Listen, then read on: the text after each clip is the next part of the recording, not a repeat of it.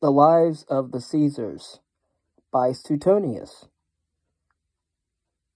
with an introduction by Molly Doster. General characteristics. The biographies of Suetonius are interesting both for their contents and as a form of literature. Strictly speaking, they are neither history nor biography. Great historical events such as Caesar's campaigns in Gaul are dismissed in a brief chapter or with a casual allusion, like the defeat of Varus.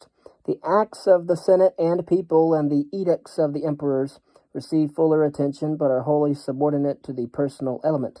On the other hand, no ideal life is presented to inspire imitation and point a moral, and no attempt is made to trace the development of character as influenced by heredity, education, and environment. The Lives of the Caesars by Suetonius, as Leo has shown, are of the grammatical type, and they furnish material for biographies in the true sense of the word, giving the thoughtful reader abundant opportunity for the reflections and deductions which the writer has omitted. Suetonius was rather a student and a searcher of records than an observer or inquirer, and his interest lay in the past rather than in the present. The Lives of the Caesars becomes shorter as he approaches his own time, when the written sources were fewer and the opportunities for obtaining personal information greater. He had at his disposal a great amount of material in the form of histories and memoirs, which are now lost. He had access either directly or indirectly through his colleague, Studius, to the imperial archives while he was Hadrian's secretary, and his intimacy with Pliny must have made him familiar with senatorial records and opinions. Occasionally he made use of hearsay evidence and of personal observation. That he seems to have made little use of inscriptions is doubtless due in large measure to his possession of other material which is not available today. Suetonius's Lives of the Caesars quite often resembles a modern sensationalized tabloid stuffed with insinuations, scandal, and royal shenanigans, but it is really much more. Written by a palace insider and published during the reign of Hadrian around CE 117, at the height of the Roman Empire, The Lives of the Caesars, often referred to as The Lives, is a unique, intense, and individual portrait of each imperator. Despite its antiquity, The Lives of the Caesars is neither remote nor obscure. It remains the most readable and most significant biography of the ruling families of the early Roman Empire ever written. A bestseller in its own day, it has been in almost continual reprint since its first publication, and the passage of nearly 2,000 years has dimmed neither its appeal to historically minded readers nor its importance to scholars. Suetonius's animated and assured account of the imperators of Rome brings the mundane, tragic, humorous, and scandalous activities of Rome's elite, the emperors, their families, friends, enemies, successes, failures, loves, and ambitions, to vivid life. Modern scholars and readers generally refer to Gaius Suetonius Tranquillus, the author of The Lives of the Caesars, as Suetonius, but his fellow Romans most often called him Tranquillus, or Tranquillus. We know very little about Tranquillus's life. The most widely accepted birth date for Suetonius is around CE 70, and he probably died sometime before CE 130 or CE 140. He may have been born in Betriacum, near modern Modena in Italy, while his father was serving as an officer under the Emperor Vespasian. Where he spent his boyhood is unknown. Claims have been made for many different places in Italy, although a commemorative tablet found in the year 1952 in northern Africa, the Roman province of Numidia, speaks of him as if he were a hometown boy. It is clear that Suetonius spent at least some of his early years in Rome in the imperator's palace, since he displays an easy familiarity with the education and daily life of young people in that setting. Suetonius practiced law very briefly, but found that he was more suited to a life of letters than to the politically charged atmosphere of the law courts of ancient Rome. This phase of Suetonius's life is documented in the collected letters of the younger Pliny, whom Suetonius enjoyed a long friendship. Pliny acted as a mentor to Suetonius's literary ambitions and aided his efforts to obtain official positions at court. He supported Suetonius' decision to leave law, and most important, he persistently urged Suetonius to continue his work on the lives of the Caesars. Pliny's recommendations to the emperors resulted in several key appointments for Suetonius, including the official court posts of a studius, a bibliotheca, and ab epistolus. Under the emperors Trajan and Hadrian, these positions have no precise counterparts in today's bureaucracy, but a studius can be thought of as an expert advisor to the emperor, and ab epistolus was a more responsible and demanding version of a personal executive secretary, and a bibliotheca was a sort of combination acquisitions librarian, archivist, and government documents librarian. It is clear that in all his works, Suetonius not only relied on his court background and contacts, but also drew heavily on his ready access to official sources, archives, and expert texts. The Lives of the Caesars is historical in its chronological arrangement and covers a period of nearly 120 years, from the founder of the Julian-Caudian dynasty, Julius Caesar, from 49 to 44 BCE, to the Flavian Emperor Domitian, from CE 81 to 96. This period saw the final dissolution of the Republic and the institution of the Empire in the 1st century CE. While many factors led to the end of the Republic of Rome, the key factors were control of the army, new wealth from far-flung provinces, and unchecked ambition among Rome's powerful families. By the time of Julius Caesar, it was clear that elected officials could no longer hold the Roman state together. Citizens gradually lost the power to vote on issues, and senators eventually lost the power to decide the issues on which to vote. While Republican Rome had been at least nominally flexible, all classes of society in the empire became more established, hierarchical, and separate. The one thing that is a constant throughout the empire, although it is not always clear in Suetonius, is that most emperors came to the throne on tides of blood. Civil wars, mutinies, and rebellions in the provinces were common ways to gain the palace. After an emperor gained power, there were often purges, sometimes on a huge scale, of known and suspected enemies. Rome became a great city, home to millions, but life there was not always easy, especially for those in the public eye. Because Suetonius not only wrote in a new style of personal history, but also evidently assumed his audience had a background in the basics of Roman history, the historical context of the Lives of the Caesars is somewhat sketchy. Two dynasties ruling during this period about which he wrote, the Julio-Claudian and the Flavian. The Julio-Claudian line began with Julius Caesar, born on the 12th of July, 100 BCE, who, strictly speaking, was not an emperor. In fact, it was the fear that he might become one that led to his assassination in the year 44 BCE. Caesar began the process of consolidating all state power in the hands of one man, but he did it with the guidelines and traditions of the Roman Republic. Before he died, Caesar had already named Octavian, born the 23rd of September, 63 BCE, his great-nephew and adoptive son, as his heir. In the year 27 BCE, Octavian Augustus emerged the victor in the civil war that followed Caesar's murder, and he set about restructuring the entire administration of the Roman state. Renamed Augustus by the Senate, Octavian apparently retained many features of the Republic, but the army and the finances were now both in the control of the imperator. The one problem Augustus did not solve was succession. In too many future cases, the army would decide. He himself adopted Tiberius, born in 42 BCE, his wife's son, as his successor. While Augustus showed a positive genius for administration and self-promotion, Tiberius seemed both bitter and withdrawn. He eventually left Rome for the Isle of Capri, abandoning administration of the state to underlings.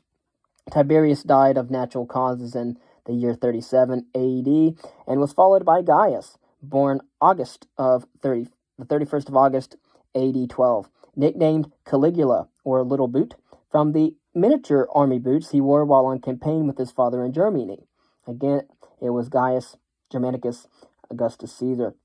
After 4 years of perfectly wretched administration with murders, confiscations, scandals, and exiles, the norm, Gaius was assassinated by a tribune of the guard in CE 41. Claudius, born in 10 BCE, the hero of Robert Graves' novel, was declared imperator by the same guardsmen who murdered Gaius. Claudius had been kept out of public life by his family because of physical infirmities. Although Graves thought Claudius was not as mentally negligent as was assumed, the verdict of history is still out on that point. Claudius was the last adult male of the Julio-Claudian line. He was succeeded by Nero, his nephew and stepson. It is likely that Nero and his mother, the appalling Agrippina, murdered Claudius. Nero, born on the 15th of December, CE 37, left much to be desired as an emperor. Even though he was emperor, what Nero really desired was to be the ancient equivalent of a pop star. His failure to placate and pay the army led to his forced suicide in CE 68. A period of civil war followed Nero's death, during which rival generals fought for the throne between CE 68 and 69. Galba, Otho, and Vitellius each held power briefly, but in the end the winner was Vespasian, born CE 9, the founder of the Flavian dynasty. Vespasian was a tough old soldier without many pretenses or much polish. The army adored him, and he ruled the empire for 10 years, dying of natural causes in the year CE 79. While his sons and heirs were more sophisticated, they also displayed his practical and efficient approach to administration. Vespasian's son Titus, born on the 30th of December, CE 39, followed him as emperor and ruled from CE 79 to 81. It is possible that Titus was killed by his brother Domitian. Of all the emperors profiled in the lives, Domitian is the most hated by Suetonius, probably because he had direct contact with his eccentricities. Domitian, born on the 31st of October, CE 51, ruled autocratically and very badly for 15 years, until his wife led a palace coup against him. Trajan, born CE 53, ruled 98 to 117, and Hadrian, born January 24th, from 76, ruled until CE 138. And so Trajan and Hadrian were the emperors under whom Suetonius served. Hadrian dismissed Suetonius for alleged improprieties toward the empress around CE 122. These charges are obscure but probably represent only some lapse on Suetonius' part in the increasingly strict and ritualized palace protocol. Suetonius put his newfound leisure and expert knowledge to use and finished his monumental biography on the ruling families of Rome. From the few surviving references by other ancient authors that have come down to us, quotes, attributions, and fragments, we know that Suetonius wrote a number of well-received little books in both Latin and Greek on a large number of popular topics. The audience for any of his works, especially the Lives, is a source of evergreen disputation among classical scholars, but most likely include people from much of the top strata of Roman society, a society which was literate at a level unmatched for centuries. Evidently, his audience, whatever its composition, had a wide range of interests because his most successful works covered such topics as famous courtesans, games and sports, the Roman calendar and year, public spectacles and shows, clothes and fashion, human physical defects, both as curiosities and as a sign of character, names and omens of winds, the derivation of names of rivers and seas, public offices, and a few more serious and technical commentaries on grammar. He wrote at least one other long scholarly and very important study on the lives of the Roman poets, orators, and historians, a few fragments of which have come down to us as the De Viris Illustribus, on the lives of the famous. It is clear that he recycled some of his previous writings, especially on games and public offices, in composing his most famous and most complete work, The Lives of the Caesars. Even before he wrote The Lives, or the other smaller works, Suetonius was a noted philologist and a recognized antiquarian among Rome's Greco-Roman literary circle, a circle that included the emperors. The extant writings of Roman antiquarians display a fondness for puns, wordplay, and often dubious or superficial derivations of place names, and an extraordinary passion for hunting out recognizably old forms of words and grammatical construction, as if someone today insisted on writing and speaking like Chaucer's characters. As a group, they seem to share a somewhat uncritical acceptance of the absolute truthfulness of folklore and fable, and had a rather sentimental attraction to obscure rituals and quaint customs.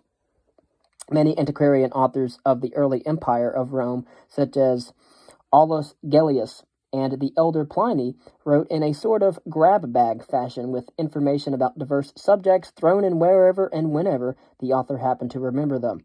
Suetonius, however, brought his remarkable memory and notable talent for arranging information, invaluable in a librarian, to all of his works. His simple, direct style of presentation, based in part on Cato the Censor around 234 to 149 BCE, as well as his precision in arrangement, had a great effect on other authors, especially biographers. For example, St. Jerome used Suetonius's biographies as a model and source when he compiled his own chronicle. In Suetonius's hands, biography focuses on personal and especially moral character as demonstrated in various situations, rather than how individual character either shaped events in history or was shaped by them. Suetonius seems more concerned with the operations of chance than with the cause and effects of history. He appears to have deliberately set out to create personal rather than historical biography as a Roman literary genre. No earlier examples of his particular style of biography are known to exist. History was a well-established literary genre in Rome, and Tacitus had published his monumental histories and annals, which cover more or less the same period and people as the lives of the Caesars, only about 30 years earlier. But Suetonius deliberately avoids history as it was understood by the Romans. In some respects, this is a positive gain for modern readers, since it was common and accepted practice for historians of that time in historiography to construct speeches and letters of great men to be more in accord with what was considered they ought to have said or written. Suetonius, however, had direct access to the letters of the emperors themselves, as well as eyewitness accounts, court gossip, court connections, and traditional palace lore, and he often uses these sources to correct popular impressions or to fill gaps in contemporary histories. The result is that Suetonius in Roman historiography is often the only ancient source for the actual words of the emperors and their families. Suetonius's quotation of actual speech and letters redirected biography into a new and uniquely Roman form of literature. The major criticism of Suetonius in his own day came from those who considered him not an artist, but merely a reporter, because he did not embellish speeches. Most modern complaints come from scholars and readers who are dismayed by his cavalier approach to history and his lack of interest in the politics of his day. Suetonius's avoidance of history may stem from a number of causes beside a conscious decision to create a new genre of literature, including personal preference, the sources to which he had access, and even self-protection. It was seldom prudent to be involved in politics in imperial Rome. Suetonius, however, carries his avoidance of history to extremes, and his focus on the individual and his personal motivation often result in weak or doubtful explanations for major national events.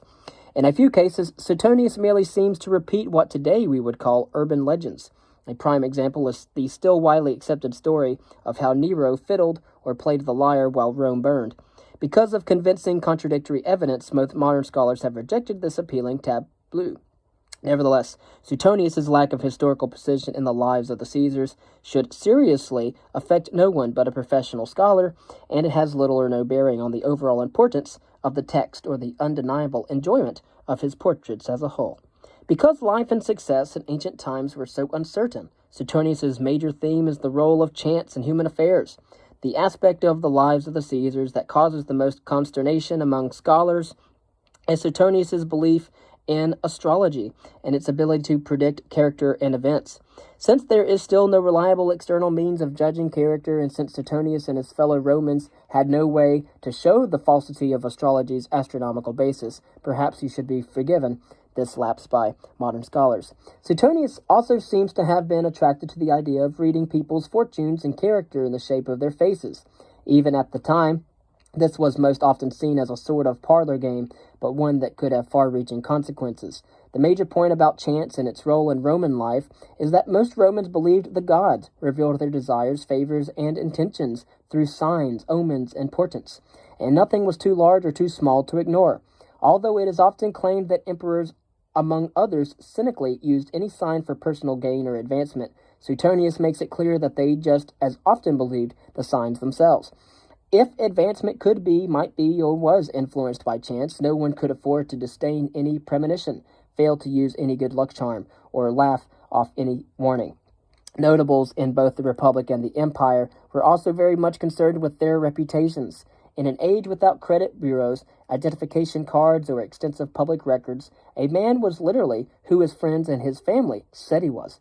This individual anxiety about reputation, or dignitas, is another persistent theme in Suetonius's lives.